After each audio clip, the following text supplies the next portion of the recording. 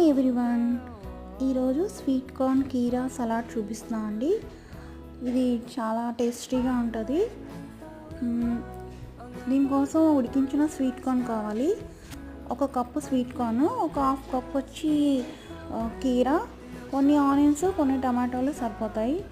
అవన్నీ ఒక బౌల్లో తీసుకొని తర్వాత స్టవ్ పైన, అంటే దీనికి కొంచెం టేస్ట్ యాడ్ చేయడానికి, ఇవి తినడానికి కీరా అవి పచ్చివి ఉంటాయి కదా, దానికి ఇంకొంచెం టేస్ట్ యాడ్ చేయడానికి స్టవ్ మీద ఒక పాన్ పెట్టి దాంట్లో కొంచెం 1 టీ స్పూన్ ఆయిల్ తీసుకొని అందులో చాప్ చేసిన వెల్లుల్లి వేయాలి సన్నగా తరిగి. అవి వేగిన తర్వాత కొన్ని చిల్లీ ఫ్లేక్స్ యాడ్ చేసుకోవాలి మన కారానికి సరిపడట్టు. అది ఆ వేగిన దాన్ని ఈ స్వీట్ కార్న్లో యాడ్ చేసేయాలన్నమాట.